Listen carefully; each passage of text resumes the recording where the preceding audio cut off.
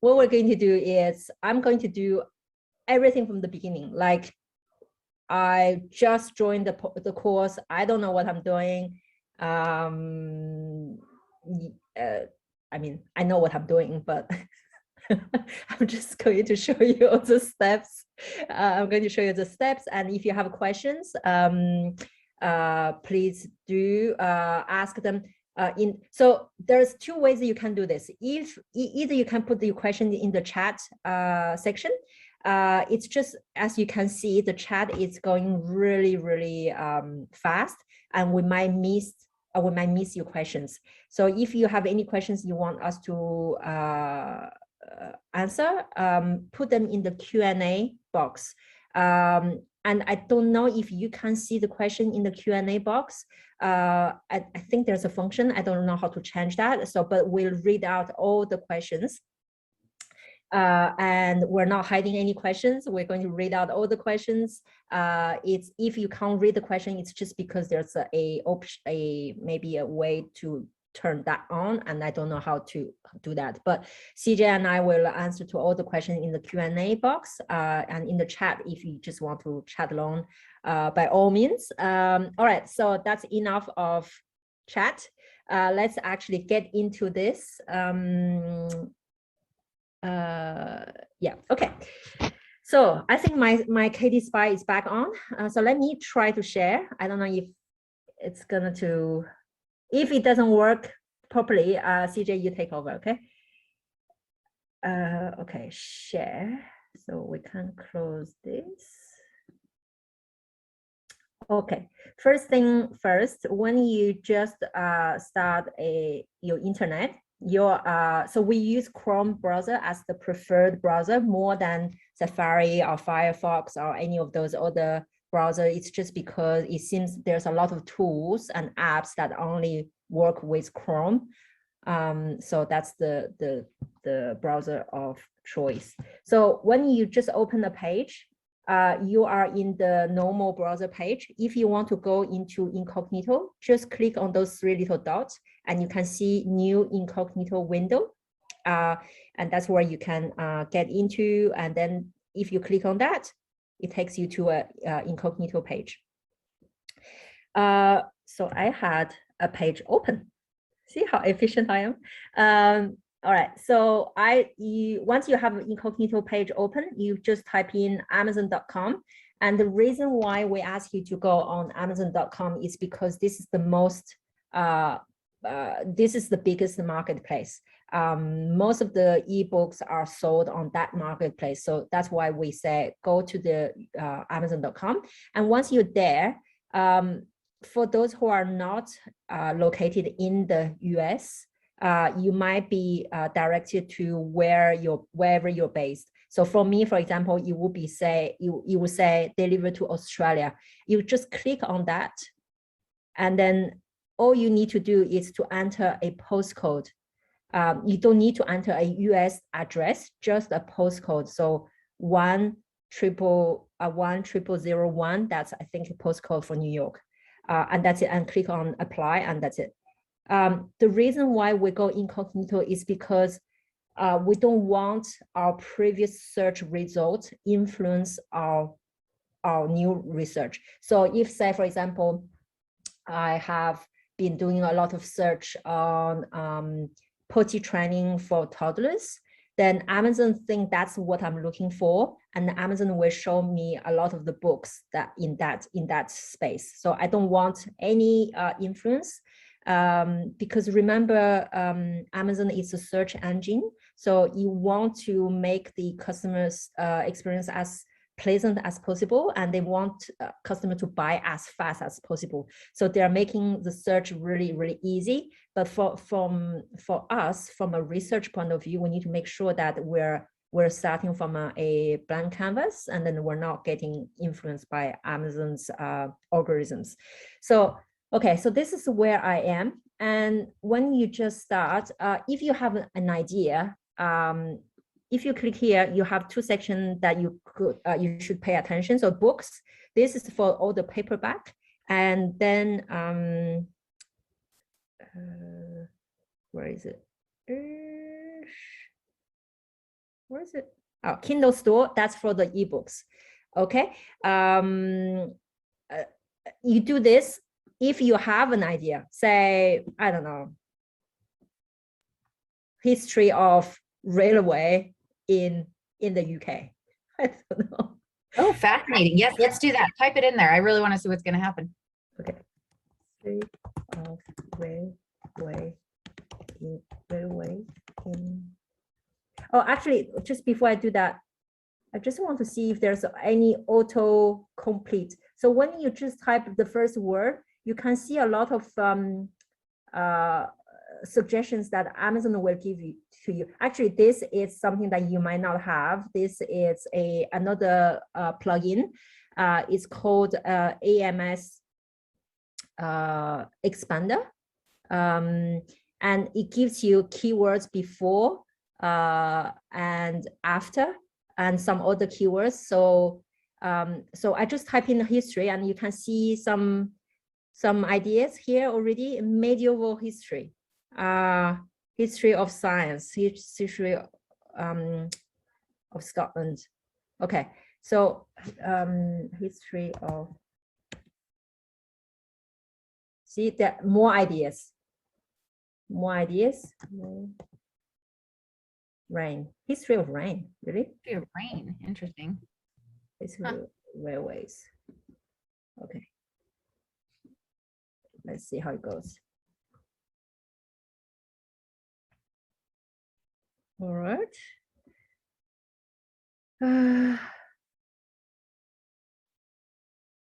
So sometimes it doesn't work when I click on KDSPY. See,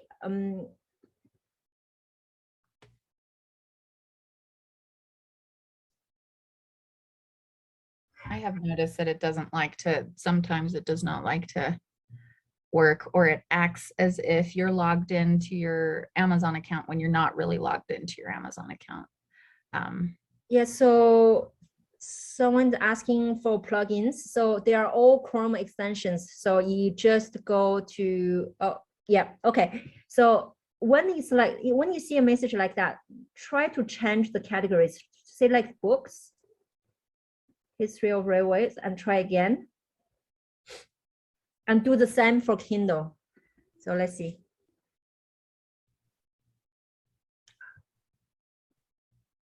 I'm not logged in. I don't know why.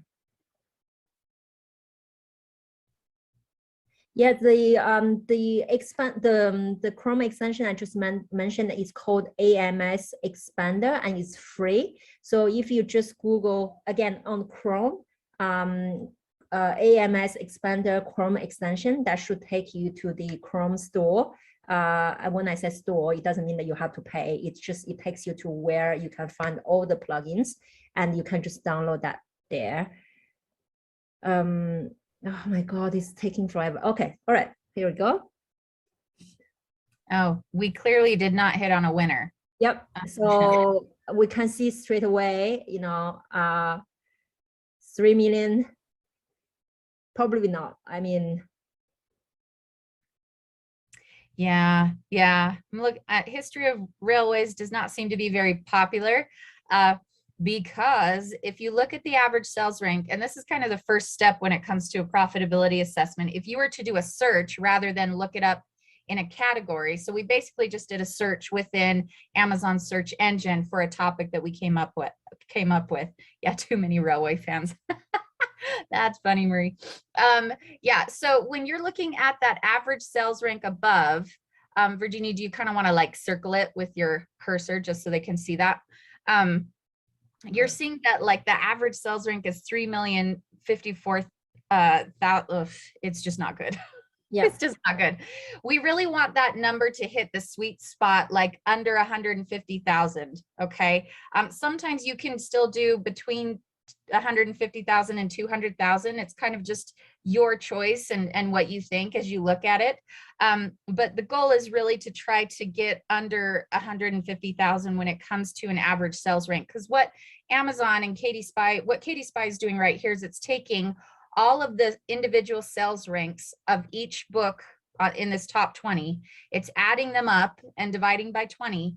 And that average sales rank needs to be in a really good spot to show that there's actually demand for this. And what we're seeing is that there's not much demand for history of railways, which is a darn shame. Now I want to go watch a documentary, if I'm being honest. So.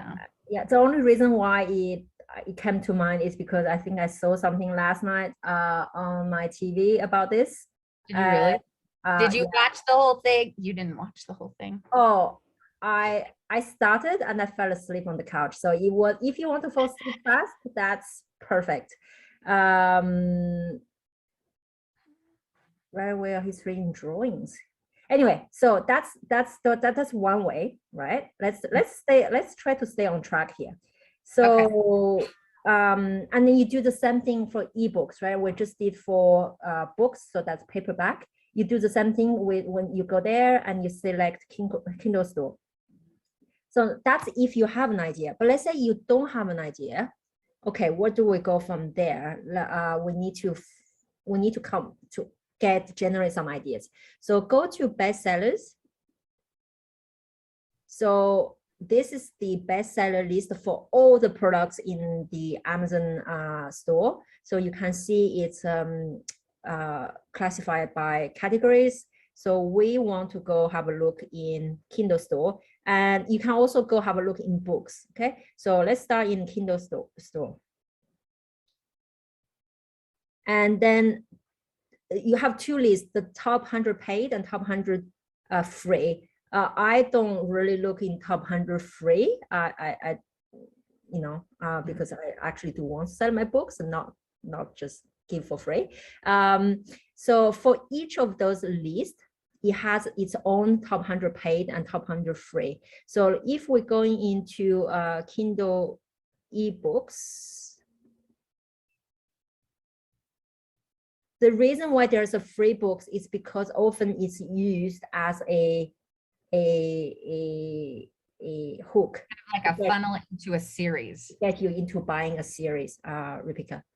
Okay, so see, I just went into Kindle ebooks, and then I have all those categories coming up, and you can see there's again top 100 paid, and that's of all the Kindle ebooks. And then for each of those categories, so umbrella categories, you're going to have another top 100 paid. So there's millions of top 100 paid lists. So let's have a look what we have here. When you're looking for ideas, it's really good that you go to an area that you have an interest or an expertise. So you don't have to be an expert in something to ghostwrite something, but it's really good to have an interest. Otherwise, it's just really hard to even do research or to understand your market audience. So let's see, since we're on the railway, engineering and transportation. Oh my God, why is it so slow? You have a million tabs open again. No, I swear this time I didn't. You cleaned it up. Yeah, I cleaned it up. Okay, so see how you had the top 100 paid for this subcategory, this subgenre. Okay, so this is the overall top 100 for in engineering and transportation. Just let's have a quick look in here. Okay.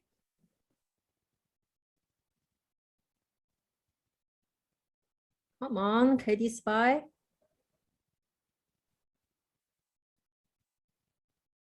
It hasn't been your friend lately.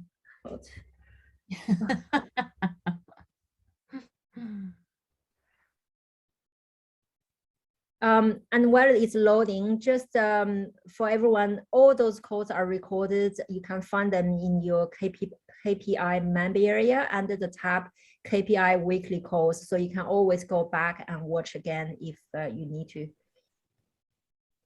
And there are quite a few videos in there. Lots of material that we go over on a lot of different subjects. So you might just browse through those if you are stuck on any step, or if you want more in-depth training a lot of those videos Virginia and I have done in the past go into like keyword research and just a lot of things that you know, any step of the process really. So it's not a bad thing to go through them and take a look at them. And just remember, this is not Netflix, right? Don't binge watch this thing because you need to process and implement. Okay. You really need to implement because unless you do, you will never know. So, okay, let's see this. Oh, okay. Average sales rank 9,000. Okay. This seems, I would say it has potential. Yeah. Competition seems to be a bit high, but let's have a quick look inside. So let's say I don't have an idea per se, but that's the category I'm going for. Let's have a quick look on those books because you need to eliminate those, for example, that, oh, sorry, where is it? I think they're kind of okay, but let's just have a, you need to have a look at the, I don't think there's any particular outliers or anything. What's The Pilot's Daughter? That almost sounds like a novel. Yeah, so that's where you need to go one by one over all the 20 books and see if they're actually relevant. So we are in engineering and transportation for non-fiction books. So Lights Out, Pride, Delusion, and the Fall of General Electric. Okay, that's probably relevant. The Pilot's Daughter, I'm pretty sure that's a fiction book. Let's have a quick look. Yeah, let's take a look at that. I'm intrigued. It could be my new fiction book that I want to. Oh no, it doesn't look like a fiction novel. It's maybe a bio. Cora is Scared to Fly Again. Oh no, that's definitely a fiction book. It's fiction. Yeah, it's fiction. So this is, see, there's a little box here. You need to put a cross. Just click on that, and you will take it off the average sales rank. Guinness World Record, that's not something of gamer. Yeah, no, that's not going to fall under engineering and transportation, I don't believe. I don't AI, think so. superpower, China, Silicon Valley, and the New World. Engineer and transportation. I think it could. Yeah, might have to like do a deeper dive into the book and look at the book description just to see what topics they cover. Yeah. Island of the Lost, an extraordinary story of survival at the edge of the world. Huh. Maybe they do some really cool engineering / transportation MacGyver stuff. I don't know. Yeah.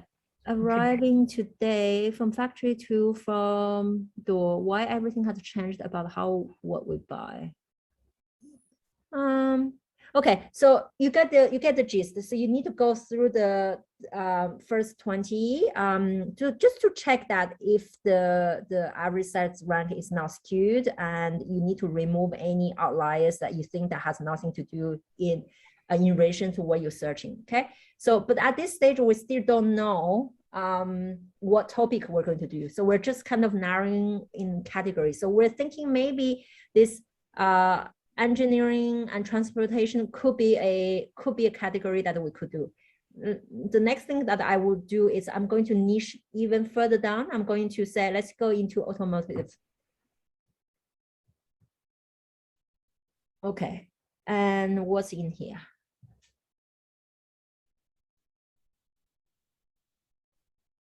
I don't think we would dive into the next 40 as far as looking at the numbers. If you wanted to dive into the next 40 just to generate ideas and to see what else is being written about, you absolutely could. As far as what's under that category, there's nothing wrong with that. But when it comes to actually looking at the numbers and utilizing your profitability spreadsheet, you're going to stick with the first 20. Okay. Oh, Jesus, why? Is it because you guys are all using KDSPY as we speak? That's why. So slow. And then I just want to draw your attention here. So we went into automotive, and you can see there's even further sub niches. So those I would go into each one of them and see what's, oh my God, no data found. Jesus, this is painful. It is a little painful. We were having problems this morning too. Maybe while we're trying to get KDSPY to work, we could answer some questions too. Yeah. Yeah, KDSPY does get a little bit slow. Yeah. As far as installing KDSPY, that comes with your KPI beginner's course. You get that information in an email, correct, Virginie? Yep. Okay. Yeah. If you have issues with that, just, oh, it's loading. If you have issues with that, just send an email to kpi@blueskyamazon.com and our support team will give you whatever you need.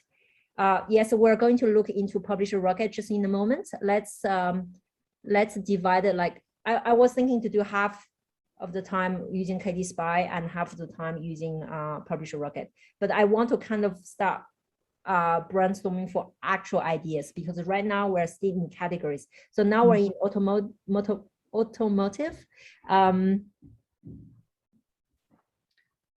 It looks pretty good. Sorry, I just have a visitor. Oh,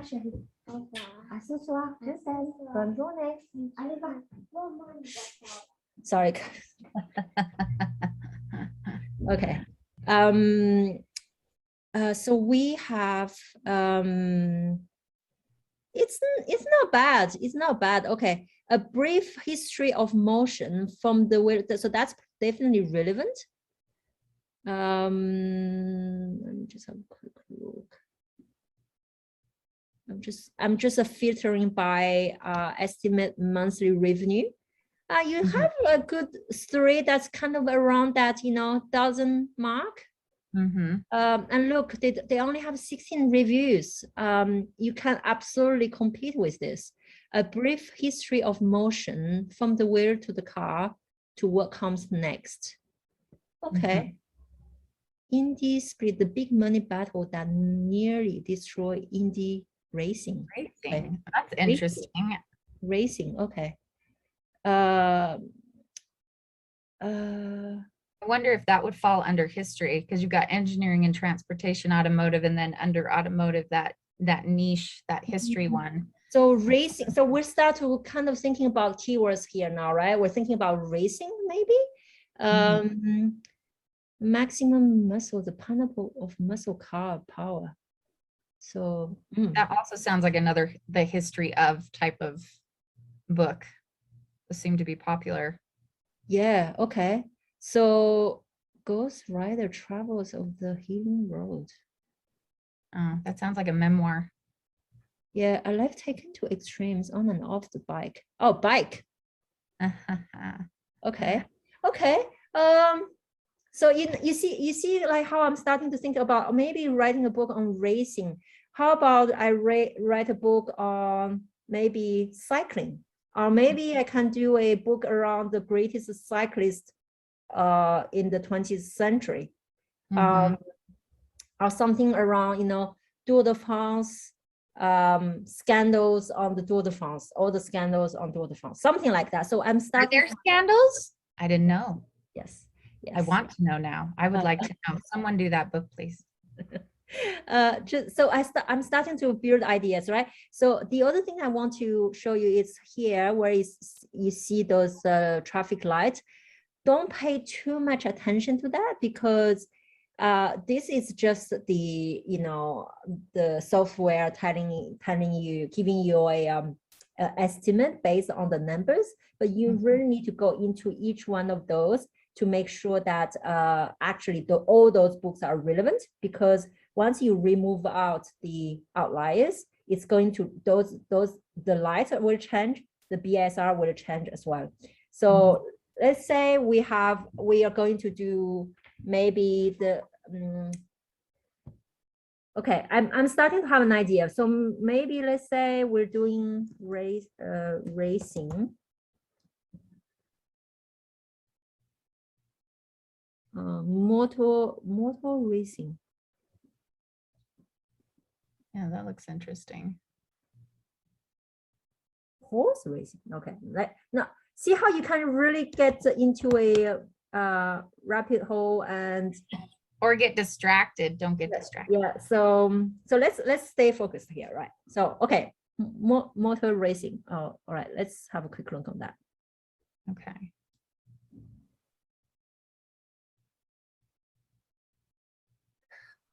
And if we don't get much on that, we could also try to tweak the search to history of motor racing as well. And that is one thing that you guys will learn. You need to kind of think outside the box with, change up the way you're searching a specific topic, because the way that you search it may not be the way that the majority of people are searching it. So, you know, the first time you search it, it may not be a no. It just might be that you're not searching it correctly, if that makes sense. Yeah. So when you think about keyword search, right? Don't think from your point of view. Think from your the potential reader's point of view. Would they type something that's a bit weird? You know, like don't think like we think when we talk about keywords. Think really about if you are a customer, you go on Amazon, what are the natural words that you put in there? Okay, all right, so let's have a quick look. I'm just filtering here. You know, okay, ignore all. So it is high because you have, so those outliers have been already automatically removed. I'll probably also remove something that's super out of the range, like 1 million. Yeah. Well, and it also doesn't even look like it's relevant. The mathematical calculations. Huh.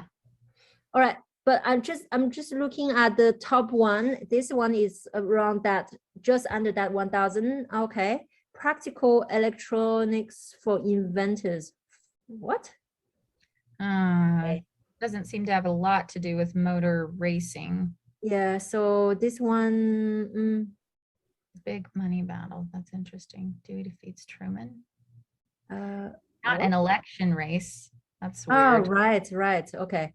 So maybe, I mean, that's where you can see that it's not really, we don't have any knowledge in that, because if we did, maybe we'll put, instead of something general like that, maybe we'll put something like Le Mans. Is that the, yeah. So maybe if you're really into this, you have more knowledge about the different names. I think there's maybe like one book on that. So I can just tell there's a lot of things that are irrelevant. But anyway, you get the gist. So you start from the, if you have no ideas, you start from the category, go in the subcategories, subcategories, start to brainstorm for ideas, put the ideas here. So we have motor racing, we have maybe history of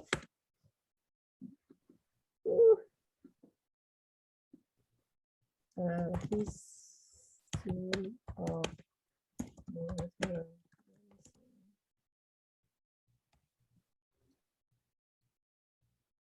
And maybe you would have to get real specific. I saw a natural search populate for muscle cars, you know, I mean, are there specific types of cars that are always racing? You need to type that in to do those kind of races.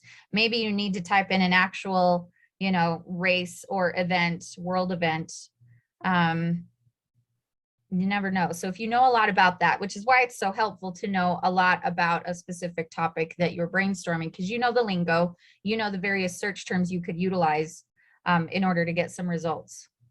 Yeah, because for example, we know nothing about this, so we are just kind of speculating on what are the words that people might search for, and then just put all your ideas as they come. History of racing. I said scandal.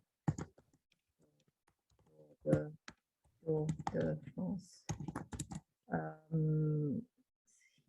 I want to know about the history of street racing. You know? Yep. So it's you guys see, like, we're just the greatest cyclist. What is it? Street racing. Yeah, street racing. You know, like the Fast and the Furious, only nonfiction. Maybe history. And Jeannie's seen The Fast and the Furious. I'm not even A going lot of movies to watch for Jeannie. I'm not even going to comment on that. It's just a waste of time. I just cannot.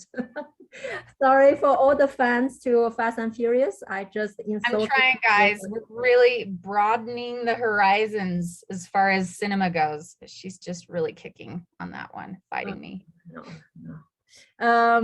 So this one is back again. I think that well, I don't even know what's indie racing. No idea. Driver number 8. Maybe this is some famous driver. Or not. What about Formula One racing? Formula One racing? Isn't that a thing? Formula One. I have no idea. Why didn't we pick a topic we know about? Formula One. But no, but you did know. Good job. Yeah. So maybe Formula One, but I mean yes, thanks, Carla. Formula One is a thing. So you put that in there, Formula One. So see, and you just list all your ideas here, and then you go search them and try different terms, and think about what your readers might use as a search terms. Okay, so that's what we do at this first 2 columns here, and then because this is in this first 2 columns here, we're assessing demand. We're looking whether if there's actually people interested in those topics, and once you have assessed demand, you're going to go on Audible to assess competition. So the reason why we go to Audible is because Audible search is much more targeted. So if we do Formula One,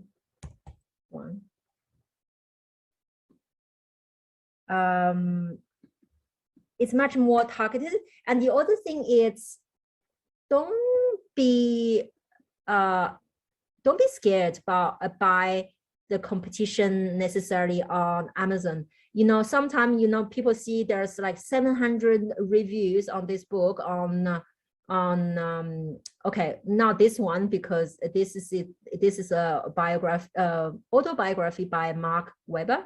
So you know, you can't do a better job than himself. But you know what I'm saying is, it's not because they have 700 reviews that you cannot compete against it, because there's so many people reading books, and if they are interested in that topic, and if your book is good, they are going to read your book. We're not talking about, you know, we're not even talking about $20 purchase. We're talking about a few dollars purchase. And if they're enrolled into if you're enrolled into KDP Select, they even get your book for free. So, but you still get paid, but they are getting your book for free. So it's not like this live once a lifetime decision that they have to think about 6 million times before they're going to decide whether they're going to buy your book or not. So I wouldn't be that scared if someone is having a lot of reviews, but I want to have a check on Audible and see if there's already a lot of people doing this topic in audio format. And if there is, that means that probably this is going to be a really quite competitive topic. All right, so next thing I want to do is Publisher Rocket.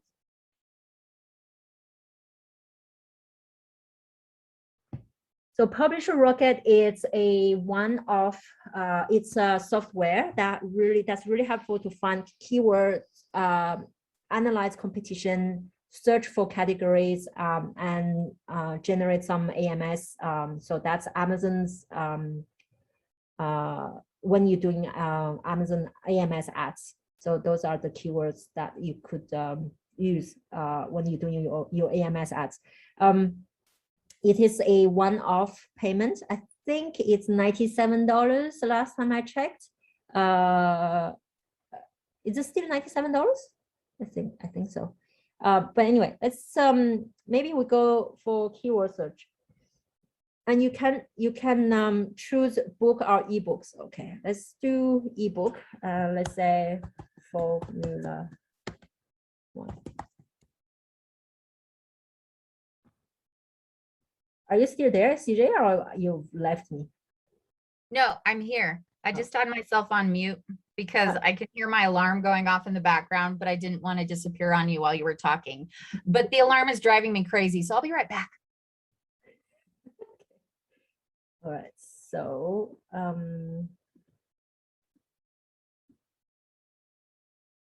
oh, this is not relevant formula. Sorry, I didn't mean to click on that one. Formula 1 racing. Formula 1 earplugs. Formula 1 for dummies.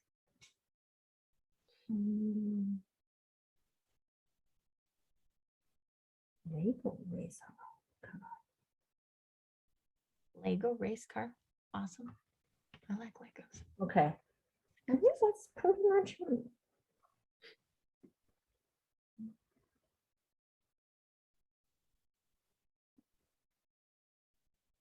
So what did we get at the top? Anything worthwhile? Okay, so okay. Competitive score is not something that I pay too much attention because you need to really kind of look into all those numbers in conjunction, right? So the average monthly earnings, that's great. But then the search volume on Amazon is under 100. Competition is not small, but it's not 18,000. So Formula 1 history. Okay, all right, let's have a bit of a closer look. So that takes me to the competition analyzer. So I want to see what kind of books are actually making that $5,000 a month, right? Because it just seems to be quite high. Yeah, it does seem odd to have such low search, but such high sales volume. So then you need to look at all of the numbers. Because generally speaking, yes, less than 100 is really too low and you kind of want to avoid it, but you also need to look at all the other numbers and what that is telling you about the picture as a whole, if that makes sense.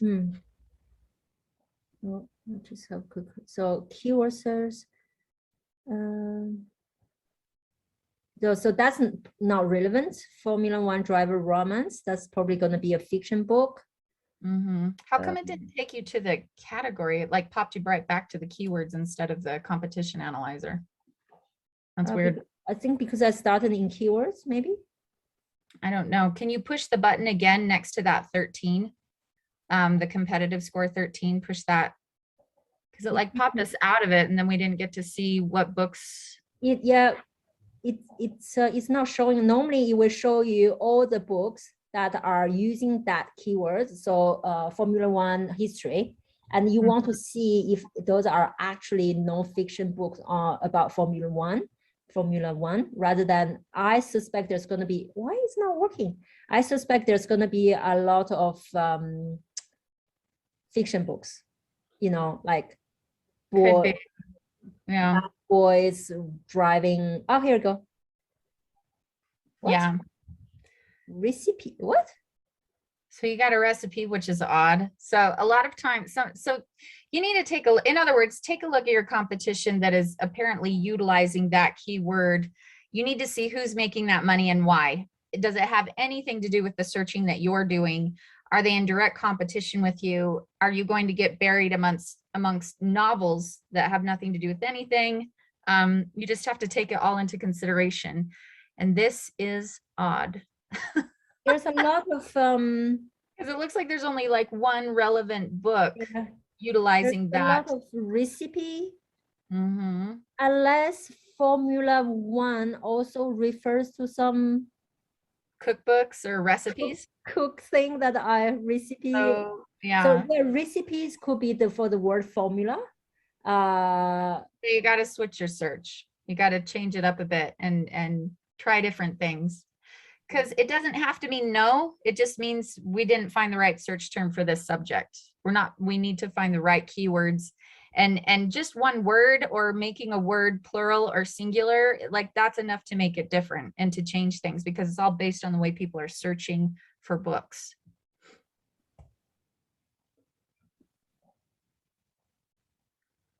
There we go. Car racing, much better. Let's see. Hopefully.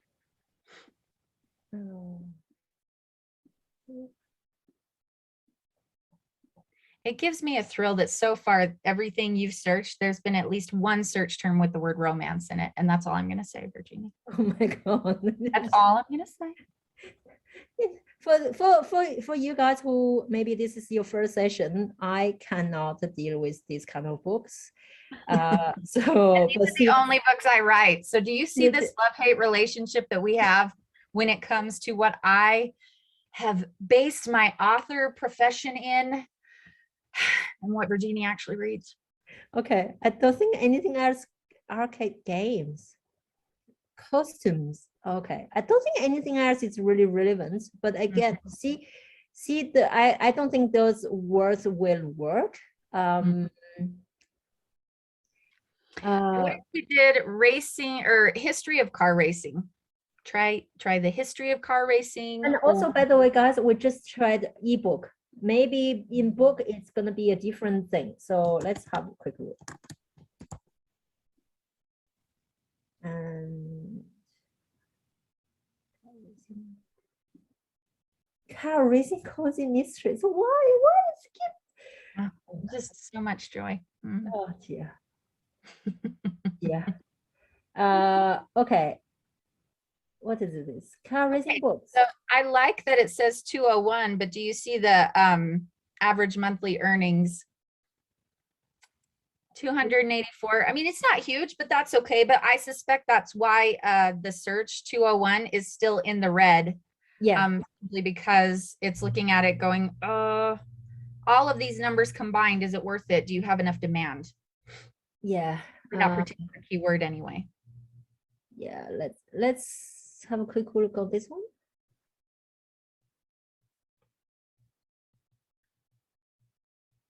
How a Jewish driver, an American heiress, and a legendary car beat Hitler's best. Must be some real story that involves a car. I want to read that. We're going to say something really stupid here. I'm sure we have people who are really into cars. So we apologize ahead of time for if we're saying stupid things. For not knowing anything about the industry. Oh, okay. Ultimate Speed Secrets, the complete guide to high performance and race driving. Monthly sales. Look, not bad. It's not, yeah, cool. So maybe a guide to racing. So maybe it isn't that history is super, super in demand. Maybe it's a how-to book about racing. And also, just remember we're in books now. We're not in ebook, so it does change depending on the topic. So what did you say? Guide to a guide to racing cars or car racing. And I'm sure there are other technical terms we could be putting in there that would make this work better. Very specific. So guide. Okay, no, not ready. But you guys see how what we're doing? We're just trying different keywords in books and in ebooks, and then we're going to, if the numbers are looking good, for example, like this one, we need to go into the actual people doing that, using those keywords, and see what kind of books are coming up. And then you might realize, oh, actually, this is, it doesn't make any sense. So maybe if you were to utilize Formula One history or and just to be really clear, the difference between Publisher Rocket and KDSPY, with KDSPY, you are assessing profitability for topics. Once you've figured out that your topic is profitable, then you come to Publisher Rocket to look and search for profitable keywords for your title and your subtitle that would fit under that profitable topic. So it's not that you're using Publisher Rocket as a guide, you're actually utilizing it for keyword research for a book topic that you've already assessed as profitable, if that makes sense. So I don't want you to get that mixed up. KDSPY is for book topics. Once you figured out what you're going to do it on, you come here and you start looking for keywords, keyword phrases that you can utilize for your book, for your title, for your subtitle, for your book descriptions, for ads and things like that. Okay. Oh, look, I like this. Something? And yeah, I mean, it's, you know, Formula One's official history. There we go. My greatest defeat. Okay, that's probably that. Monaco inside for F1's greatest race. Mm-hmm. Oh, a little bit light, but yeah. Oh, Mavericks. Mavericks. That might be a good keyword to use. Okay. Yep. Now we know. Okay. On the champions. Mm-hmm. The Vietnamese. What's that? A thought experiment. I don't know, but I'm intrigued. Okay. Well, I think you guys get the idea, right? So I think we have a lot of questions in the Q&A box. Just like, let's have a quick look. Indeed. Yeah. One was about installing it, but I think we covered that with email tech support, email support. Okay, so Q&A box. We're just going to go over. Do you have to go? Because I really want to cover all the questions. I don't have to go. I'm here for the long haul. Right. So guys, don't worry if we're going. If you have to go, by all means, feel free. But we're going to try to cover as many questions as possible. So how do you install it? What, Nicole? Install. I think it was KDSPY. I think, Nicole, if I'm wrong, then just say it in the Q&A. But I think she was talking about KDSPY.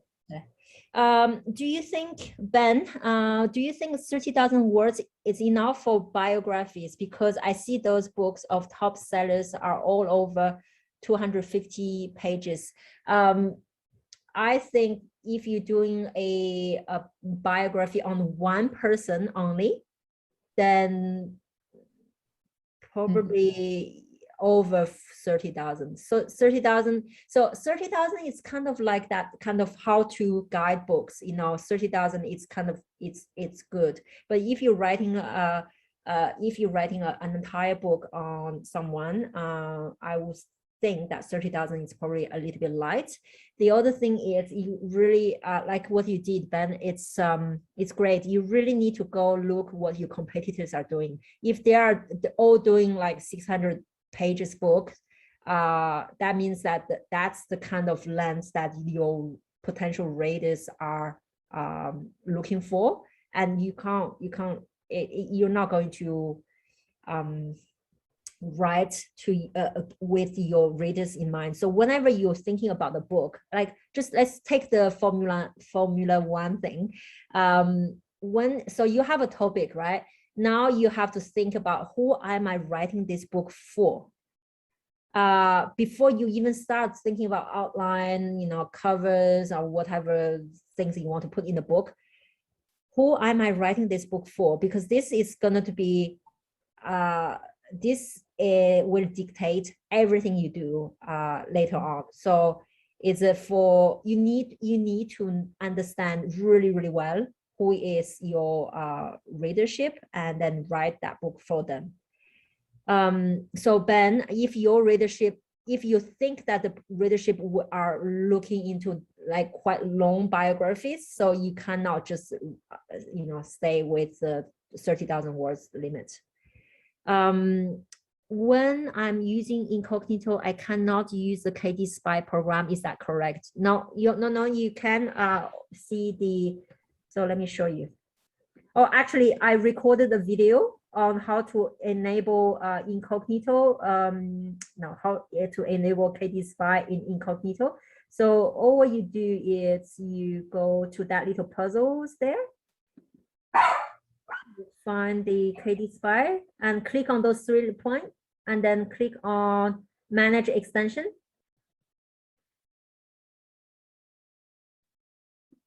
And then scroll down and go to allow in incognito and then click on that and the button should be blue. And once it's blue, when you open an incognito window, you should see KDSPY icon in the browser bar.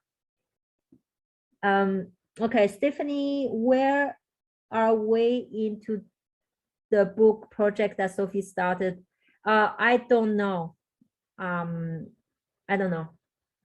I thought that she gave a extension.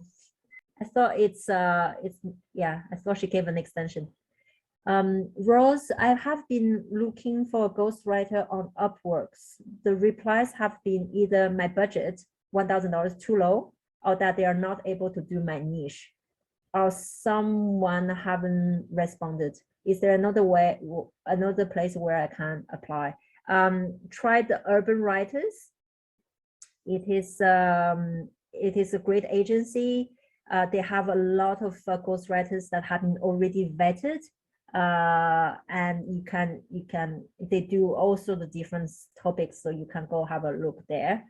But $1,000 for a 30,000 word book, it's pretty good on Upwork, unless your niche, unless your topic is so niche or so technical that you can't find many people writing for that. But usually $1,000 on Upwork for 30,000 words nonfiction book, it's good budget. Rose. Jillian, I'm still looking for a topic for an outline. However, I have come across 2 green and a red traffic light, but happy to go with this subject. I then try to drill down on the subject to go in here, but my struggle is trying to come up with a different angle. So I started all over again. So I'm going now, I'm going nowhere fast. Right when we started, Jillian, did our demonstration kind of help you, give you an idea of how you can start with a category, look at categories to get ideas, and then start looking at ideas and assess profitability and then go from there? Did that, if that helped and you're still here, just say yes in the chat box. If not, then just, you know, watch again, maybe the video that we did today, and then have a play around. It's also helpful if you want to write a topic to go look at your top 5 competitors and go, you know, use the look inside feature and look at their table of content and see what they are talking about, and then what you can write that's that they haven't covered, or, or maybe cover those aspects in a different way. Okay, how do we get AMS expander? If you just open a Google, Chrome extension page, let me just show it to you. So I'm in Chrome extension right now. AMS expander. What is it? AMS suggestion expander, Chrome extension. Just click on that. It says chrome.google.com. So that's the Chrome store for all their Chrome extensions. And then you can just install that. Everything's so super slow. Sorry, guys. Yeah. Oh. Yeah. And then you can just install, because for me, it's already installed. So you can't, I can't install it again, but that's what you do. Okay. Where are we? We're on Ian. KDSPY has a short tutorial on how to use it. I had issues initially, but now understand since viewing it. Well, that's good. Great. Do we access these trainings as replays? Yes, you do, Tammy. Blanche, in the ebook profitability assessment Excel sheet in the column G and H, it has to say yes or no. Okay, so where does it go? It's here, G and H. So G, G is asking you about whether you have actually an expertise or interest. So as we just illustrated, neither of us has a expertise We in knew nothing. nothing. So it would be good if that could be sometimes the deciding factor. Say you have maybe 3 green and 1 red, and that could be the deciding factor. If you have some level of expertise or if you have a really strong interest in that topic, I would not shy away from that. But if you know nothing, yeah, so that probably, yeah. I personally wouldn't go for this topic because I know nothing and I have no interest. But yeah, okay. Do you use the formula Sophie uses to find the average BSR, or can we just go off that one you showed? Sophie's formula is the way that we showed. It's just if you can see here, that's the formula. If you hover your mouse over that box, you can see the note, and that's the formula that Sophie is giving. But you don't need to do that with KDSPY. It's already calculating for you. Nicole, if you release 2 books, do you have to have 2 different Amazon accounts to sell them if you want to unsell your book product business? More question for products, but applies to Kindle for your accounting record. So we are only talking about KDP. So if you're selling, KDP is for all the books that are print on demand. So if you already say have a physical book in hand, that's not the place for KDP. KDP will print the book for you or release your ebooks. So that's all what KDP does. And it's you can have multiple books within the same KDP account and multiple different authors' name, pen names. So that's all within one account. Once you open your KDP account, when you go in the back end of your KDP account, you're going to upload the book. Every time you upload a new book, you're going to have the opportunity to put in the author's name. So you can have as many different authors' names as you want. I don't know, Nicole, if that answers your questions, but if it's actually a physical book that you already have, then you can't use KDP for that. Brian, where's that link again? Previous video. I don't know which link you're talking about. I hope that we answered the questions. Joyce, can you put the access to recording on the Q&A answers again? So all those weekly calls are recorded, and you can find the recordings in your KPI course member area. There's a tab called KPI weekly calls, and then you can find all the recordings in there. Okay, Jillian. Oh, I have a multi-part question. Okay. Thanks for the warning. Okay, 1. Is the public domain strategy still a good one? It is one strategy. Good or not good. So there's pros and cons with public domains. It is not the strategy that we focus on in this program, even though I know that we're teaching it, but it is not the main focus. Mm-hmm. And Amazon has been a little choosy and picky about public domain books lately, because there have been so many people creating counterfeit public domain books and changing them to fit modern language and even modern ideals. So Amazon's really cracked down on that. If so, what is the best way to find profitable public domain books? Popular but not too competitive. I think the approach is a little bit different than here. So if I was doing that. So I think there's a few challenges. One, the first challenge is you need to really be sure that a book is actually in the public domain. It's not just a matter whether it is prior 1924, because different countries have different copyright laws when it comes to public domain books. So that's the first challenge. Some books might have a state that have renewed the copyrights. And I just don't know for sure, and we cannot give you any specific advice.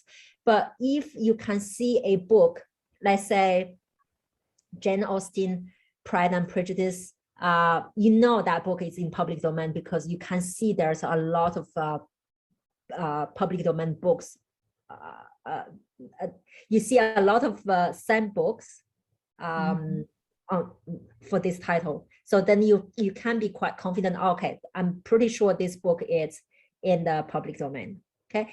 The second challenge is public domain royalty on KDP is less. I think it's 35% instead of the 70% in royalty. The third thing is for you to be able to publish a public domain on KDP, via KDP, it needs to be significantly different to the original. And that's where CJ was also saying that Amazon is much more choosy and picky when they look at your content and how different they are from the original. So it has to be different either via illustrations or translations or annotated some significant annotation that make your book different in a significant way than the original book. So, and then profitability, no, there's not really a rule of thumb. It's going to be a little bit,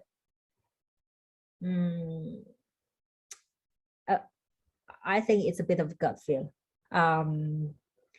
But the upside with the public domain is it's probably cheaper to produce because you don't have to produce a full new book. You have already the book. It's just adding additional material. Okay. Susan, when the error page comes up, there's an option to click not to show the page again. Yeah, Susan, yeah, I know. I mean to actually tick that box and I just never did, but good point. Stephanie, so would we have multiple rows for a single keyword? No, one row per keyword phrase or idea. Yeah. So see in the screen where you can see scandal on Tour de France. So that's not just one word, that's a keyword phrase. Candice, is the Publisher Rocket in the course? I don't recall. We use it. I think Sophie mentioned it in the course, but it is not included. The software is not included in the course. Can we use Publisher Rocket instead of KDSPY? Stephanie, I think as CJ mentioned, they are for two different purposes. One's for book topics and one's for keyword research on the book topic that you've assessed that is actually profitable. So you got to use them both. Yeah. Is Publisher Rocket for free? No, it's $97 a one-off payment. Brian, Formula 1 as the number one, not the Yeah, we figured it out. Brian, that's why we know. That's why we know nothing about this topic. Nicole, Brian doing this for us. We've been like, who in here knows about car racing? Can give us all of these really good keywords to search. Steph, yeah, that was a good point. We try to look, instead, so we use the number one instead of the letter O. I mean, you get what I'm trying to say. The Facebook page that we have is not for questions. It's not monitored. It's just a page for you to get some reviews. It's really on a voluntary basis. And we are not going to, if you have any questions, send them to kpi@blueskyamazon.com. Blanche, you don't have to buy Publisher Rocket. It just really saves a lot of time. What are the purple cog icon Chrome extension? What was the purple cog icon Chrome extension, and do we need it? I don't know which. Chris, was that the AMS thing that they were asking about that pops up the automatic keyword stuff, or is it a different? I don't know, Chris, which one you're referring to, but hopefully we answered the question. Catherine,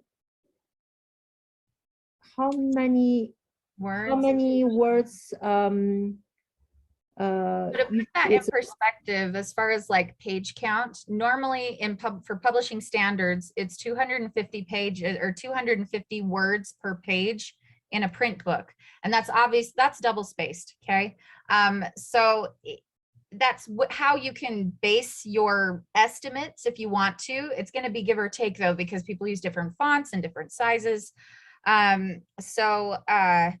As far as an exact number for what 200 pages would look like, it would probably be a little bit over 30,000. I would imagine be about a 40,000, 45,000 word book.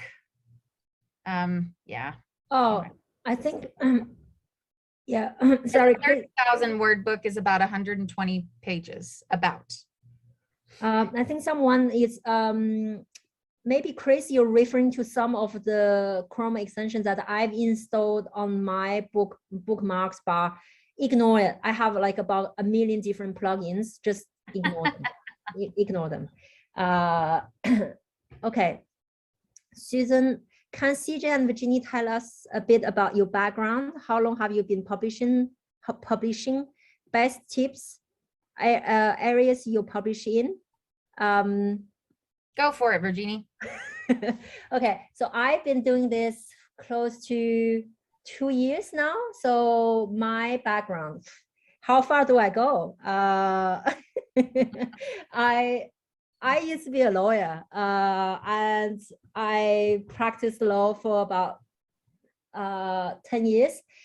And it felt like 100 years. I hated, I was totally burned out, and I thought that I need to change completely what I'm doing. And I started selling private label products on Amazon.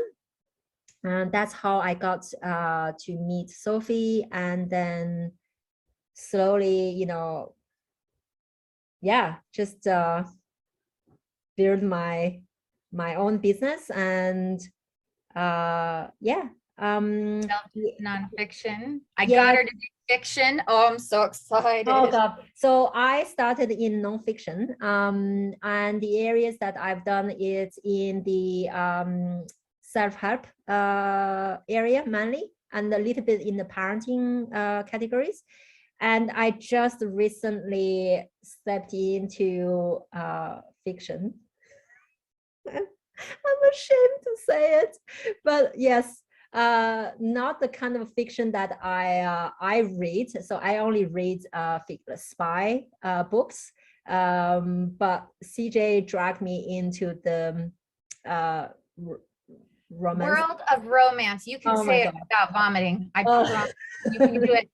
Yeah. Yeah. So, and I just finished my the first 2 ones in 2 different I don't even yes, so in romance. There's romance. Okay, let's not dwell on this fiction thing. And then no, I won't say it. No, and just some best tips. I think the best tip that I can give you is start doing. Just give it a try. You're going to make mistakes. I made plenty. Some of my books, they're like complete, it does nothing. I maybe have sold 1 copy, and that's okay. And I just want to get up running fast, try different things and see what's working, what's not working, and learn from that. So every new book that I do, I've learned a lot from the previous mistakes I made. So this way, every new book will be better than the previous ones. So yeah, so that's I think that's me. But CJ, take over. Okay, so I started publishing back in 2016. I started writing in about 2014. I started out as an author and was not really looking to build a self-publishing business because I was querying agents and publishers to get my fiction books picked up. And I got traditionally published. And then as I was noticing that, 3 books was only making me like $250, $300 a month, I was sitting there thinking to myself, well, that doesn't seem right, because it seems to me like, a publishing company ought to know what they're doing when it comes to marketing. So I started to do a lot of research on what it took to market books and what it took to sell books. And then I took that beautiful marketing plan to my publisher. And what I got back was, we know how to publish books. We know how to market books. We know how to sell books. You don't need to tell us what to do. And I was sitting there thinking to myself, oh, but I was so nice about it. And I did all that market research for you.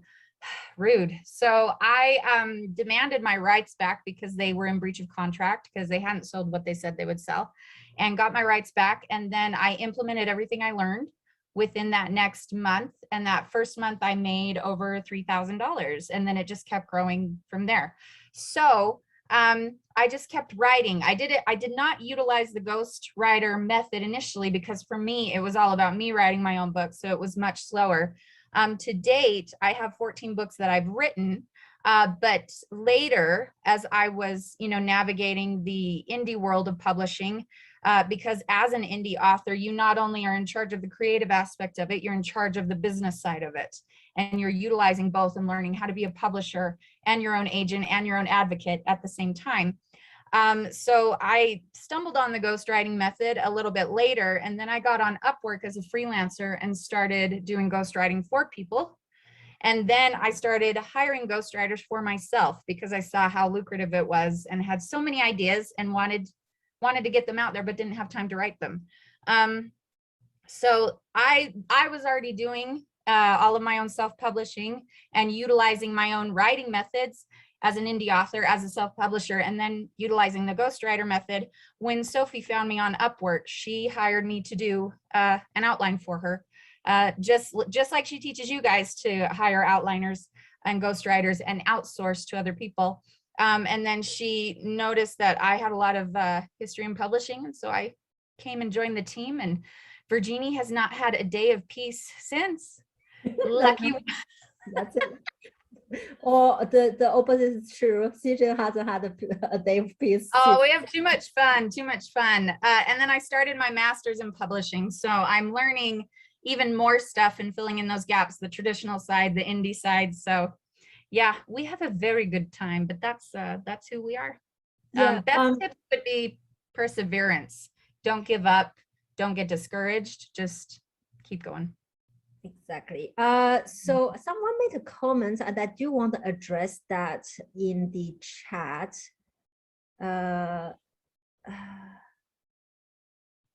Where is it? Oh, Sarah. Sarah said, if you spend $1,000 on each book and make some mistakes, isn't this very costly? So I'm not making a lot of mistakes on all the books. Yes, otherwise it's going to end up to be really costly. But for me, the biggest cost will be if I do nothing. The biggest cost if in 6 months' time, I'm in the exact same spot as I am today. So I'm willing to take that risk and see how it goes. And it's never going to be maybe it's never going to be like you spend $1,000 and you make zero, right? Mm-hmm. So, and even if you make zero, the lesson that you learn from that is, in my mind, pretty priceless. The other thing is you have to put some perspective into all this. This is a business. It is not a hobby. It's not it is a business.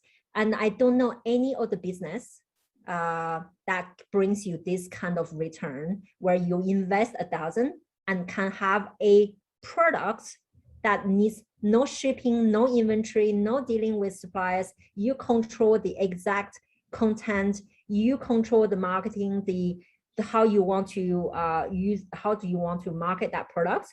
And not only it's not a one-off, it can go on for very, very many years, you know. And I'm sure, CJ, you have books that you wrote ages ago that are still selling now. I did. By the way, I will never buy them, by the way. And I think I know, but I'm gonna mail them to you anyway. No, and no, I don't. Someone to like take a picture of your reaction. No, I don't want. No, I don't want. I think it's not going to go through our customs requirements. We have very stringent custom requirements, so your books are going to be considered as too. Oh yes, custom has high literature standards. Oh please. Only if you're manning them. I'm pretty sure. Don't give her any ideas. No, she doesn't need. I'm going to be, you know, I'm going to have an interview from the police station, like, please explain what's this material and what am I going to say? Nothing. So no. But yeah, so Sarah, I think you have to think about the cost of not doing, the cost of not investing in this, and also compared to other business model where it's going to cost you way more than just $1,000. Okay.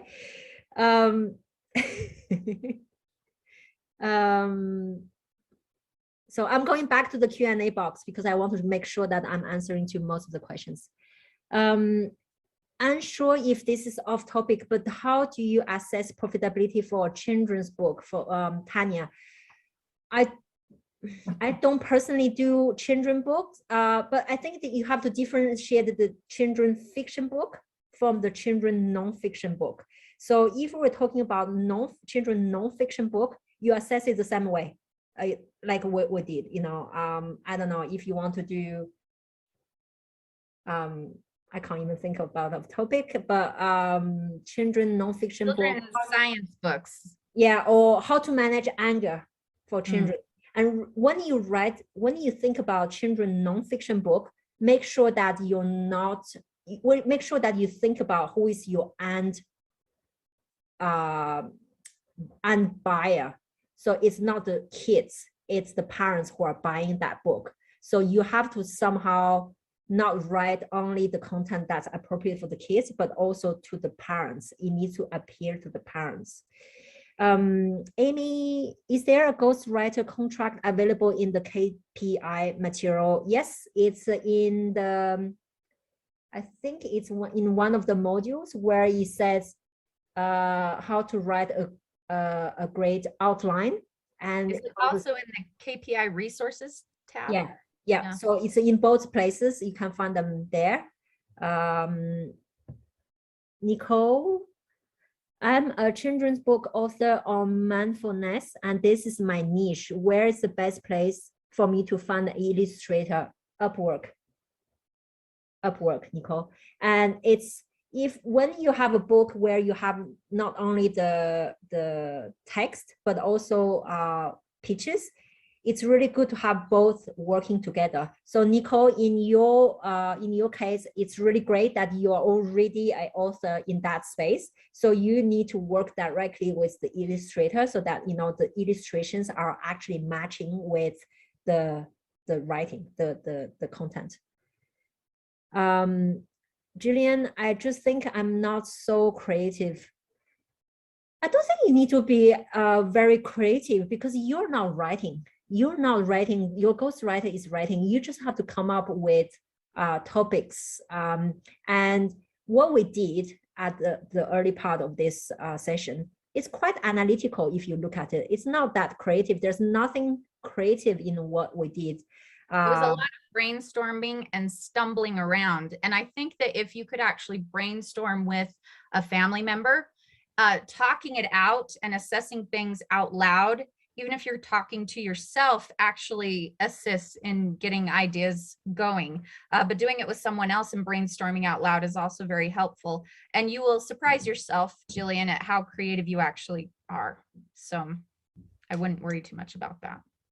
Okay, my book features an overview of bios of 10 notable people in history.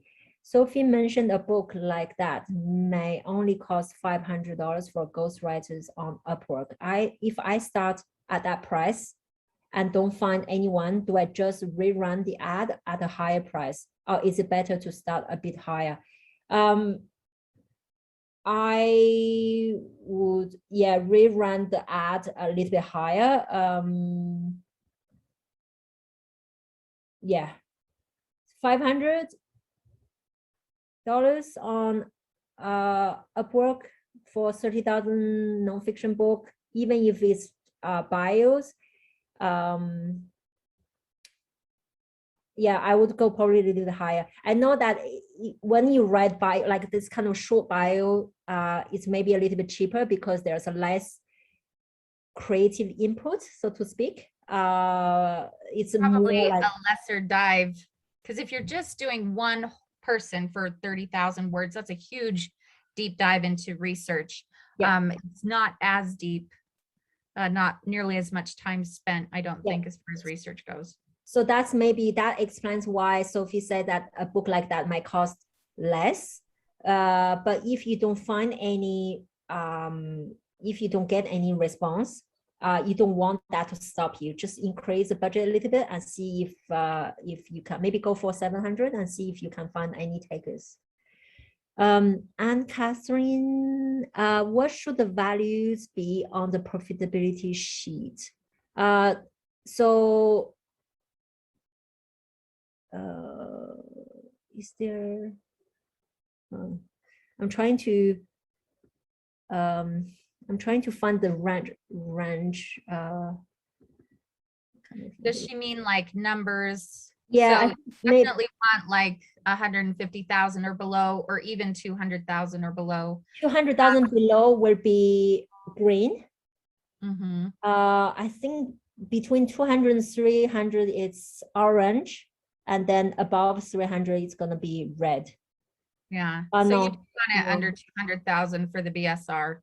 and yeah. just as a also as a reminder, none of this is exact science, right? So if you are say 201, it's okay, it's not going to be a big deal. But if you're like 285, maybe it's a little bit harder. So it's not like a set in stone number.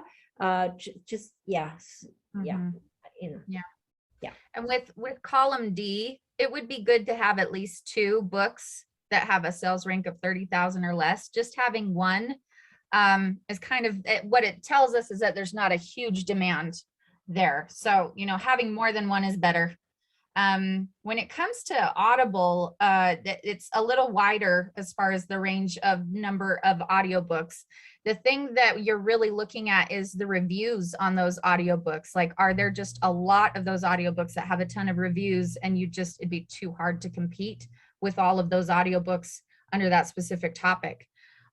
So, you know, pay attention to that, because like having 10 audiobooks that have over 100 reviews, that's where we get into red territory. It's a little bit more competitive. Okay, so all right, hi there. I emailed these 2 questions prior to the call. Can I get some info on this? Sure. So one, can you tell me where I can find the specs for creating a book? What size font, format, and what it requires to become an audiobook later, should I wish to do so? Is there a one page that gives you all these details? No, because there's too much information. That's great. I wish, man. If you will go to Google and do a search for Amazon publishing guidelines, it will take you to the online PDF essentially that gives you all the specs for ebook and all the specs for paperback, and exactly what you need your formatter to be doing, cover designs, all of that stuff. When it comes to audiobook, it's kind of the same search. You know, they'll give you the specs and the guidelines for that as well, but it's a lot of information. It's not something that people can in an email direct you to pages where you could find that, but it's going to be a lot of information. Yeah. The other place you can go, Heather, is go in your KPI course member area. There's a resource section, and I've compile like a little PDF. I think it's about like 30 pages. And it has those different sources where you can find information on what you just asked, you know, where's the guideline on formatting, what's the guideline on cover, and then there's a link to all those resources in that resource section. So that's question number one. Number two, can you outline the big steps from when you have your Word doc of written content? What happens next to get a editor, graphics for the layout, upload onto Amazon? Okay, so once you have your manuscript written from the ghostwriter, some books, some topics might need editing. And editing is different to proofreading. Editing is content. Content. Like, does it flow? Is it organized? Does it make sense? Is it engaging? Does it even sound intelligent? So you're going to need a professional editor to actually do a deep dive into your book and look at it not on a superficial level, but at a deeper level. And then proofread is grammar, where really they're going to read every single is it double T or one T? Is it that the right spelling? Is it, if you're writing to a American market, maybe you should use Z instead of S in a word, you know, like instead of saying, I don't know, utilize. If you're writing to a market, American market, then you should use ZE at the end instead of SE. These kind of things. So grammar, spelling mistakes, and then so the manuscript, then so ghostwriter, editor, proofreader, then book formatter. So the book formatter, they're doing all the layouts.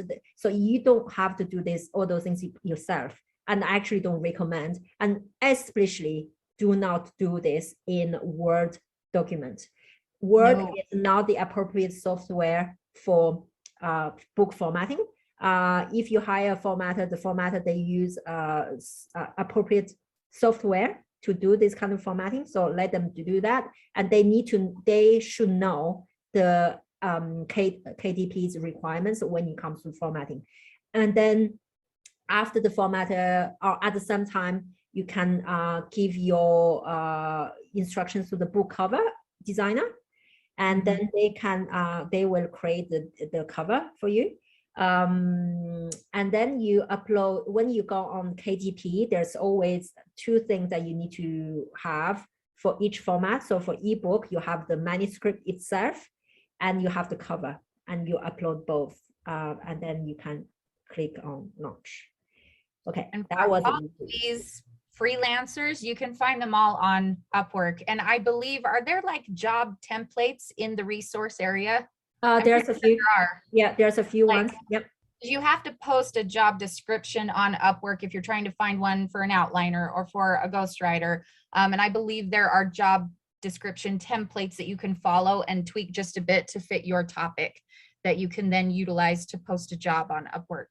Yeah, so all the different people that we just different tasks that we just mentioned on Upwork, with the exception for cover, we found that we find better cover designer on Fiverr.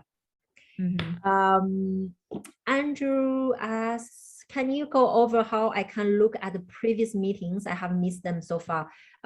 Go to your KPI course. There's a tab called KPI Weekly Call, and then you can go in there. All the recordings are in there. Once I have received the manuscript back from the ghostwriter, what should I do next? I'm thinking to look for editor. Yes. Yes, editor, proofreader, formatting, book cover design. Yeah, and that's the order. Some things can be done simultaneously. You can do formatting and book cover design at the same time. I want to note that when it comes to book cover, when you're having your designer do the paperback, they do need to know the page count, like the final page count of your formatted book, because it affects the spine of the paperback and how wide that will be. So they'll need to know the size, which is normally For normally like trade paperbacks, the trim size is usually 6x9. So write that down, everyone. Normally with a cover designer, you're going to tell them my paperback book is 6x9 trim size, okay? And then you need to give them the page count so that they can format the size of the spine. And that's generally all they need to know. Sometimes they need to know if you're going to do white paper or cream paper, but only because white and cream paper are like, they're different thicknesses. So that also affects the spine. So make sure you let them know those three things. So Color of paper, trim size. I know I'm disappearing in my Yes, hold still. You're coming into I just want to go, that's the spine, right? That's the spine.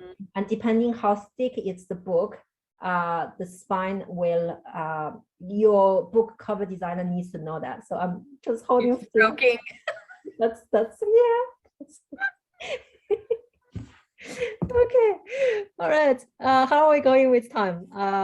Okay, I think we're going great. We're just going to keep a little bit longer, guys, because I really want to answer to a lot of you, as many questions as possible. And also I'm a little bit OCD, so if I see questions coming in, I feel like I have to answer. She's gonna stay and answer them all. You'll be here for hours. No, we're going to wrap up soon. I'm interested in doing a children's ebook. Is that a good category? Well, there's, as I just mentioned earlier, Daniel, there's children ebook fiction or non-fiction. If you're doing a children ebook, and I mean, I think it's a great category. It's just how competitive it is. And also, if you're doing a children book, fiction and non-fiction, the budget might be a little bit different because you will need more illustrations and you might need more images, and depending on the age gap, age range, you know, it might be that you need illustration for every page. So it's competitive. You need to know what you're doing. And it's maybe more costly, but I would not, I wouldn't shy away from it. Yeah, I wouldn't shy away from it. Yeah. I would do some heavy research, like pick a particular age group as you start going through it and really get a feel for what you think you can tackle age group wise. And also, Daniel, if you're thinking of children ebook fiction books, I reckon that probably ebook is not the better format. It's probably the paperback that's better format. Just again, think about like if I'm the parent buying books for my daughter, for example, I really want the paperback. I don't want my child to have access to the screen. I mean, she has already enough, you know, screen time. So I want to limit that. So if I'm looking for a children fiction book, I probably want to get it in paperback. If you're doing paperback and you have a lot of color printing, you have to be mindful of the cost, because it is not cheap color printing on KDP, which means that your pricing needs to reflect that cost, and which means that you might have to sell it at a certain price, and you need to make sure that your price is still competitive with compared to the competitors. So quite a few more things to consider if you want to do children's books, but I wouldn't share away completely from that. So maybe not for your first one. Joyce, can you have more than one book title on a single sheet of ebook profitability assessment as your list? Oh yeah. Oh yeah, you can have as many as you want. Absolutely. That's what the sheet is for, is to track all of them in one space so that it's a lot easier for you to organize that information and that data. Do you mainly do books? And is that where you make your greatest profits? It really varies. For example, CJ's main revenue is probably on ebooks, from ebooks. Mine is more from paperback. So it really depends. And that's where you can use KDSPY to have an idea which format is popular. Sometimes both are doing well, so you might as well just do both. And it's only going to cost you one extra cover, which is nothing because the designer has already done one version of the cover, and it's going to get the formatting in one extra format, which also costs nothing because those software, just with a click of button, they will generate all the formats you want for all the different platforms you want. What is fiction? What is nonfiction and fiction?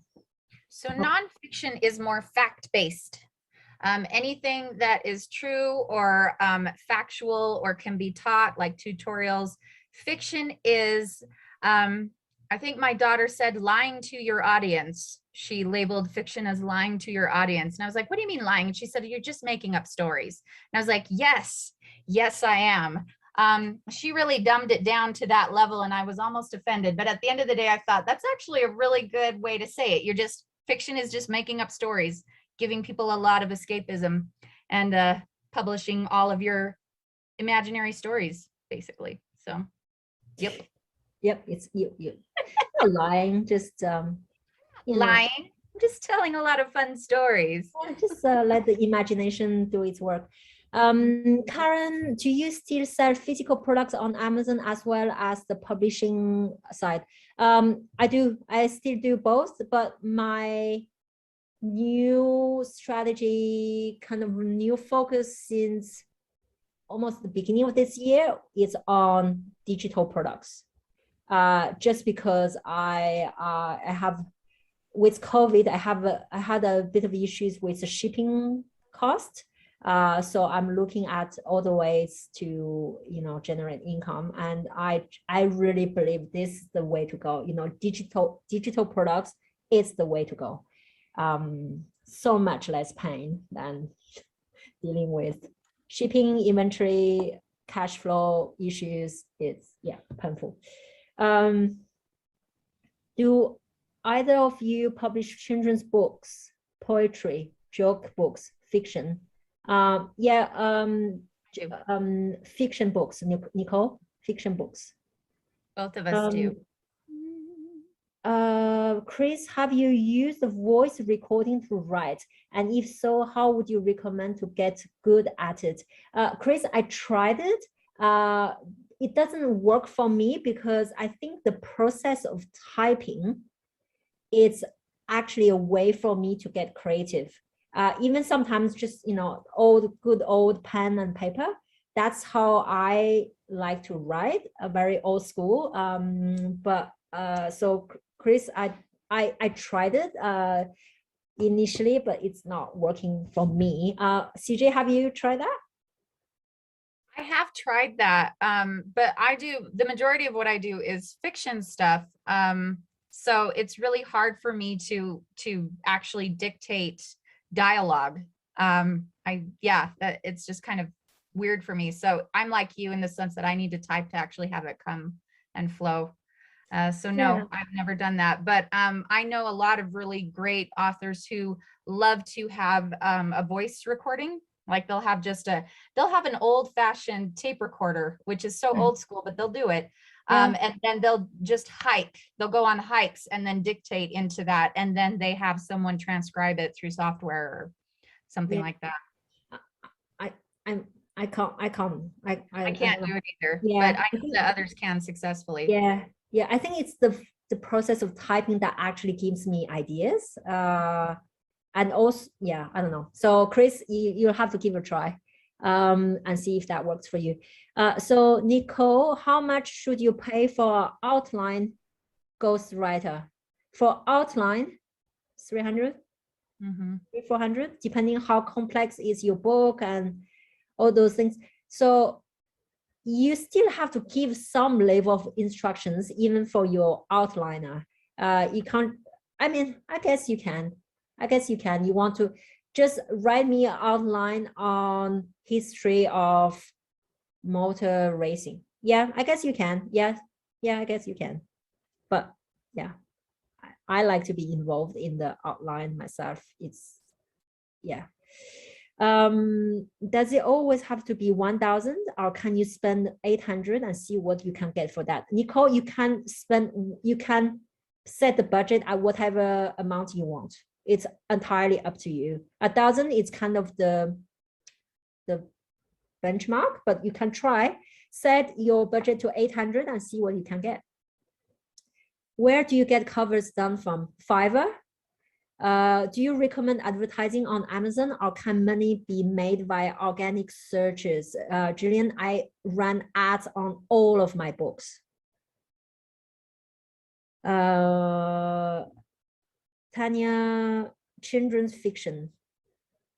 Yeah, like I just mentioned, Tanya, earlier, children's fiction, there's a bit more consideration to a little more things to consider, you know, cost, competition. So you need to do a bit of a market research for that. How much does it cost from writing a book to publish it? Total approximative cost. If we're just talking a non-fiction, about 300,000. Non-fiction, 30,000 words, no illustration, it's about 1,500, everything from production to publishing. After you crossed out a bunch of the books on KDSPY, how do you refresh on so only relevant books are shown? You can't. It's not. So the average BSR is automatically adjusted, recalculated, adjusted, but the actual line of those books that are not relevant, you can't remove them from KDSPY. Kimberly, CJ, for you, the tips for blending subject and niche was very helpful. Oh, good, awesome. Glad to be helpful. Tanya, can you clarify what you mean by having Upwork work together for children books? I.e., do I need to have the ghostwriter and the illustrator work together? How is that possible? Or better to have the fiction story written first and sent to illustrator, or just the outline of the story to the illustrator? So I'm actually thinking of commissioning a series of children non-fiction books, and the way how I'm going to do it, and you can do it differently. I think we can, you know, you can find your own method, but the way how I'm thinking of doing it is I want, because it's quite illustration heavy, every page will have some level of illustration. So I want the person who writes the text to work with the person who do the illustration, so that it's completely in sync. So that's what I mean by having the illustrator and the ghostwriter to work together on Upwork. And on Upwork, you can invite the two freelancers in the room together. That sounds a little bit suspicious what I just said, but on Upwork, you can put them together in the same room. It is called a room, I think, actually. So and that's how you chat room. Yeah, that's how you get them to work together. Chat room. Theda, is Upwork American dollar as I'm based in Australia? Yes, American dollars. Yeah, I'm in Australia and I pay in all the amounts are in US dollars amount. Rebecca, if you had a book published 20 years ago and it didn't do great because the publishers didn't do great marketing, can you republish it yourself? Yes. As long as you have the rights. Yeah, just review the contract you sign with your publisher and make sure there's no lingering rights, or that they don't still have access to your royalty or some sort of monetary arrangements. So read the contract that you had with the publisher. Andrew, I think I just went over how you can find previous recordings. Yeah. Rebecca, aren't all those formatting things able to be done by getting somebody on Fiverr? Rebecca, definitely. Nothing, definitely don't do the formatting yourself. I mean, if you want to get into a lot of pain, by all means, but I don't even touch that thing at all. Deborah, if you have written a book yourself and just wanted a ghostwriter to punch the book up a bit, what budget would you pay a ghostwriter? I don't know if I would. Do you use a ghostwriter for that, or do you use a editor for that, CJ? I think what I would do is I would get a ghostwriter to, what you're having to look into is have the ghostwriter actually read the book. You have to make sure that they write within that specific genre. Have them read it, and then you need to tell them what it is you want punched up. Like, you need to be very specific because that's something that you've written. Therefore, you would need to work in conjunction with them and say, I mean, is this a fiction book or a nonfiction book, Deborah? Because if I know what it's in, I could maybe steer you toward a price point. But it's going to be by word count, basically. So whatever fixed budget they give you as far as like 1 cent per word, 2 cent per word, you'll need to negotiate and give them a ballpark idea of how many words you'd want added based on the areas in which you want it punched up, basically. So if that helps. Yeah. Amy, so the order: ghostwriter, editor, proofreader, formatter, cover designer. Yep, that's it. Tom, do I use a different person for the editor, proofreader, formatter? Yes, it's all different skills. It's yeah. So it is really about building that team, Yeah. Okay. Cedar, how much will it cost from start to finish for a book, and cost for all the tasks, ghostwriter, proofreader, book covers? Okay, so again, if we're talking about a non-fiction book, 30,000 words, no illustration, it's about, from start to finish, it's about 1,500 without the cost of advertising. It's about $1,500, and you can use an agency. So you pay a fee, and the agency has all those different people in their agency. They have the ghostwriter, they have the proofreader, designer, and all that. Or if you go on Upwork, you have to hire those people separately.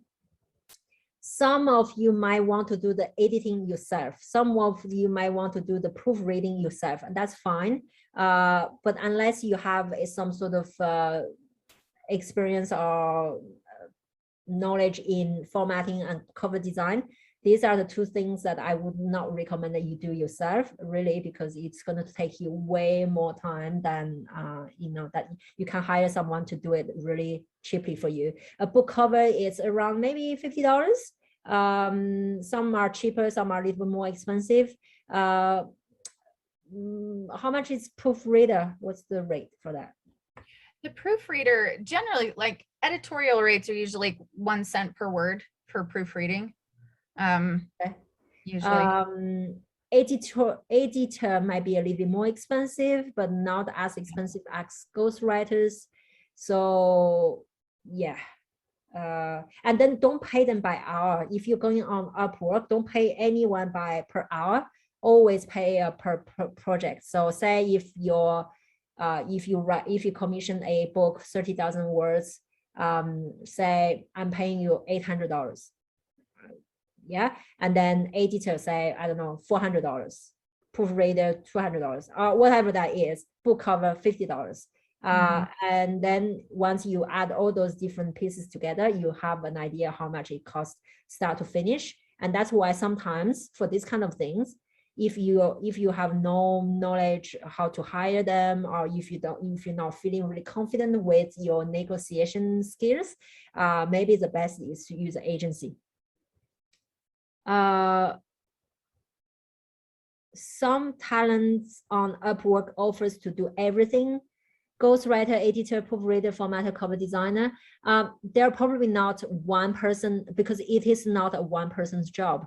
It's probably an agency, and they are maybe marketing themselves as an individual person, but they're just running an agency, or it is actually an agency that's advertising. So I don't, not one person can do everything.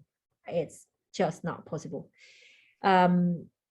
Is white paper or cream paper better for paperback? Personal preference. CJ, do you use cream? You use cream. I right? prefer cream because I've got weird eye issue sensitivities. I'm bizarre. So I like cream because the white's like blinding to me. Yeah, I use that's white. my personal preference. Nicole, I use white. You would, I think you do it just to spite me. You just said that to spite me. You know you did. No, I like the crisp. Okay. Yeah, I believe that. As a side note, I guess the controversial comment. There's nothing worse than the cream color. I hate the cream color. For everything in the house, if it's cream, it just makes me cringe. But I know maybe controversial, so just yeah, we've got some fighting to do. Yeah. It's on, Virginie. Okay. When do you need a copy editor? Is that just for fiction books? No.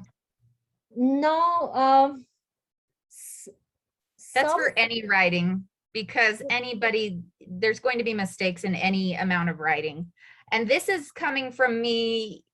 This is probably just coming from all of my background in writing and in publishing, and just feeling very strongly about editing and having high quality books, especially being in the realm of self-publishing and getting really dumped on as a self-publisher as to quality.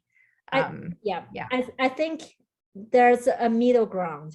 So CJ is on one extreme, Sophie may be on the other. Sophie might do the editing and proofreading herself, or just combine the two in one person. CJ is on the other extreme, which is she's going to go through all those different phases. I think it depends a little bit on your book as well. If your book is a guide on how to potty train toddler, probably you can do the editing and proofreading yourself.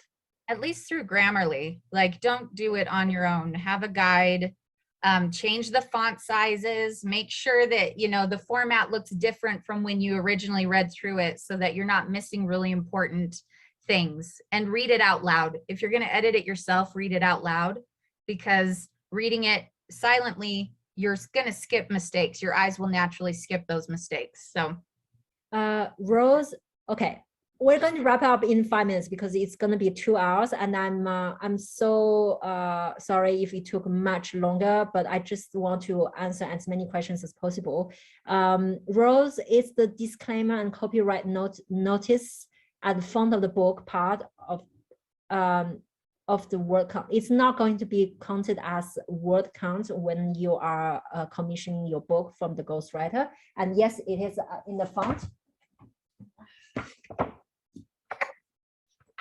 I'm just trying to see if I can find. So bizarre how that book disappears in it. There we go. Yeah, it's in the first of pages. Yeah.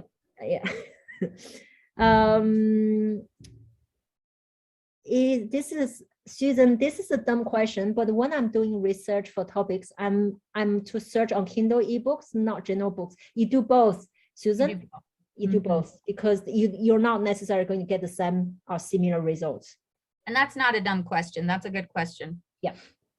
Wendy, so would you use that ghostwriter who does the outline, then you get to write the book? No, you don't write the book. You don't have to write the book. Get the outliner is not necessarily a ghostwriter, though they might be the same person.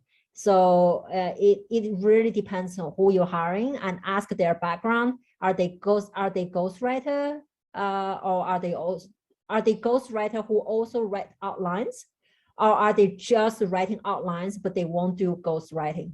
So you got to ask them. But you don't have to write the books yourself.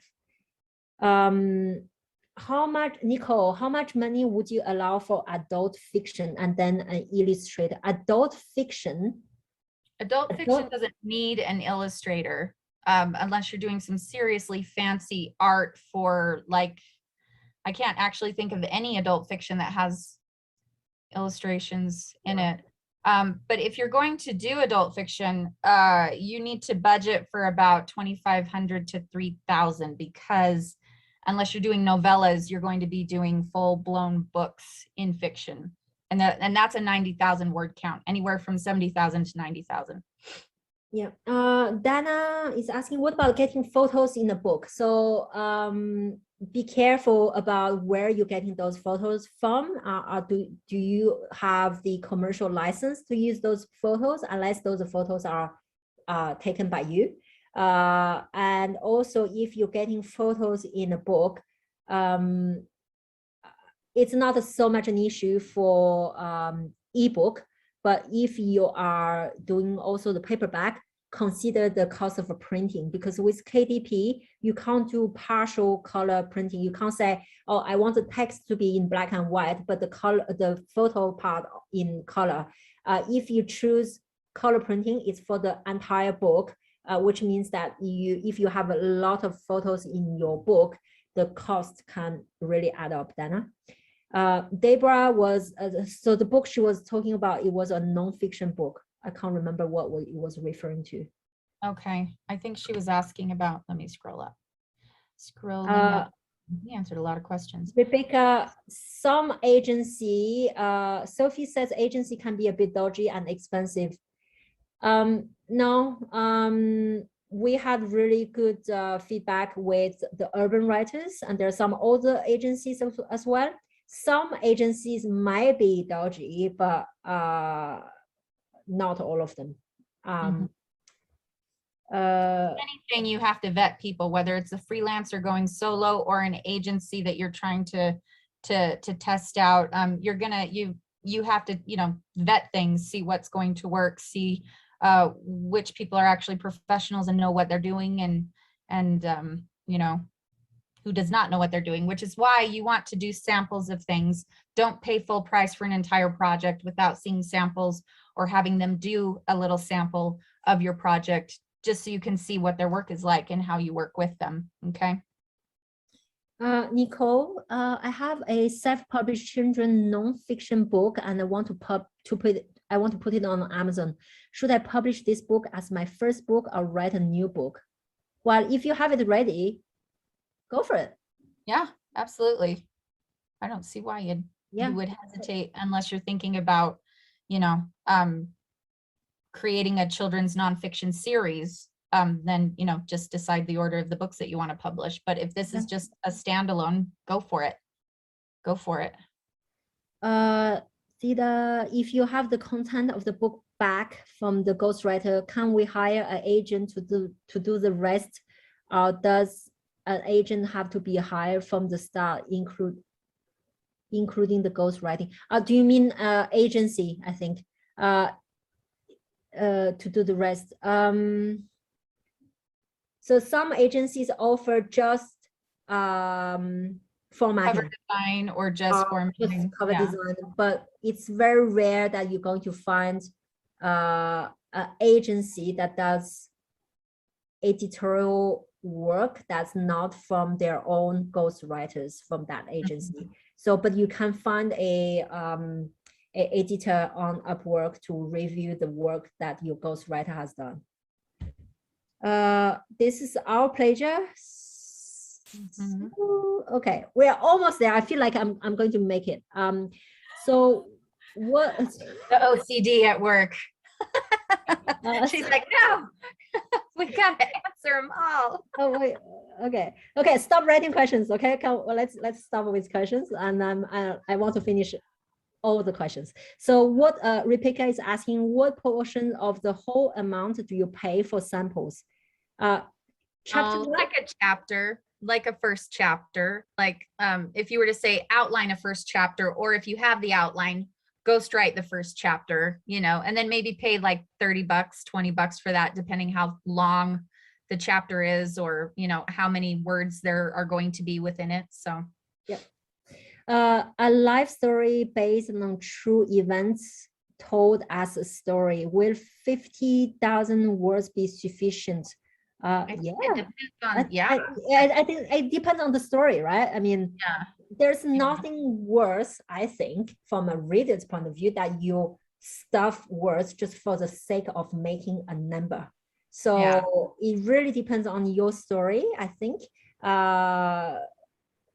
It might be a short story, and then maybe 50,000, even it's even too much, or maybe it's really quite long story. I mean, you're saying a life story, so I can imagine it's quite a long story, so maybe it needs to be more. Just to take all those numbers as a guide and then apply what's most appropriate for your own book. Wendy, so quick question, CJ, do you give them the brief, then say, I pay X amount for your first submission, i.e. first chapter, basically, how can you pay for a sample of their work? You can create a milestone within the job that you post, and you can hire them for the job and then do a little milestone that says sample chapter, and then I'm going to pay them $20 and then go. And then they do that part of the job. And once they do that, then you release those funds through Upwork. Upwork becomes that third-party broker where you've deposited the funds with Upwork, and then Upwork releases the funds to the freelancer once they finish the job and you've approved what they've given you, the deliverables. And then if you like it, then you continue. You could create another milestone, which could be, you know, the next 5-6 chapters or the whole rest of the job if you know it's going to be great to work with them. Yeah, then you just go from there. It's really quite flexible on Upwork how you want to organize the milestones.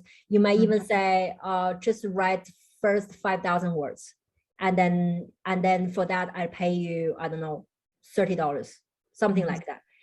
You know, it's really up to you. Okay, I've answered all the questions, I think. Are you done? I think we're done. I'm just browsing very quickly in the chat box. Jason said that, does that mean politicians are fictional characters? That was funny. Yeah, that was funny. Back to my comment about I'm so tired. Yeah, that was funny. Okay, I hope I answered all the questions. As I said, if you put some questions in the chat, I might miss it because you guys are it's going so fast. It's scrolling. Yeah, it's going really fast. So I think. Yeah, no, I think we got them. I was trying to pay attention to what was being said. If I missed a question that got popped up in the chat, sorry about that, guys. You can email those to us. Yeah.